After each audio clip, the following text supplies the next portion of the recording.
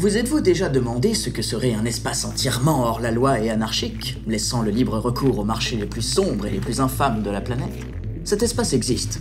On le connaît sous plusieurs nominations, mais les populaires sont Dark Web, Black Web, Deep Web ou encore Darknet.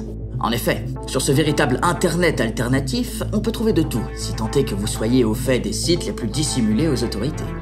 Tous les jours, quelques-uns d'entre eux ferment, d'autres ouvrent et mettent sur le devant de la scène des prestations plus que douteuses.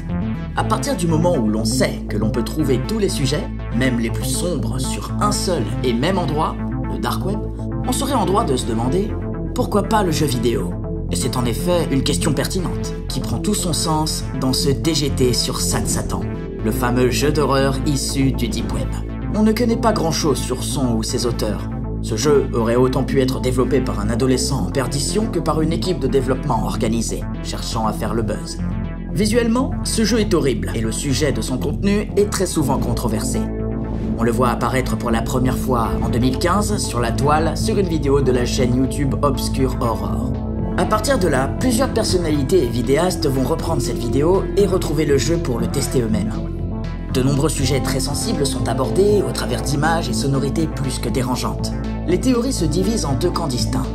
Celle de la raison, qui se concentre sur la provenance du jeu, le message qu'il fait passer, le sujet est traité de façon holistique. Et il y a les théories du paranormal et de l'inexpliqué. Celles qui avanceraient que le jeu aurait des effets plus que néfastes sur la psyché humaine. On raconte que quelques personnes seraient tombées malades, qu'elles verraient des hallucinations sortant de l'écran et des sons s'extirper en dehors de leur haut-parleur. Une sorte de psychose donc, qui serait due à une aura démoniaque enveloppant le jeu.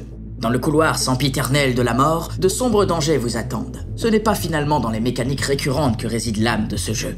C'est justement dans sa manière originale de mettre en lumière les sons et les images qui font de lui une curiosité. Rien n'est conventionnel, tout est là, et il ne vous reste qu'à avancer, tout en ne sachant pas ce qui vous attend au tournant. La lumière au bout du couloir vous encourage à aller vers elle pour finir le jeu. Mais vous n'y parviendrez jamais.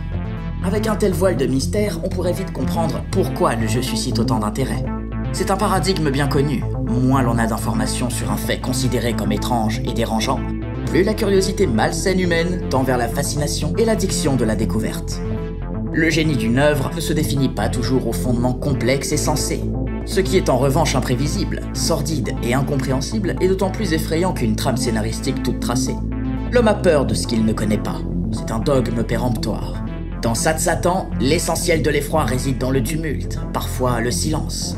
L'atmosphère qui règne dans le jeu, dans laquelle vous baignerez en y jouant, si vous y jouez un jour, c'est la clé du succès largement médiatisé de cette œuvre. Qu'il ait été développé par un enfant désireux de faire parler de lui, qu'il s'agisse d'une forme d'art entièrement consciencieuse, ce phénomène a su retourner l'outre-monde de l'internet noir et mobiliser les esprits.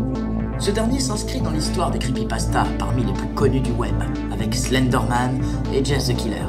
Serez-vous tenté de percer le mystère autour de SatSatan? Ou regarderez-vous simplement les vidéos qui en résultent, pour vous procurer un énième frisson? À vous de jouer.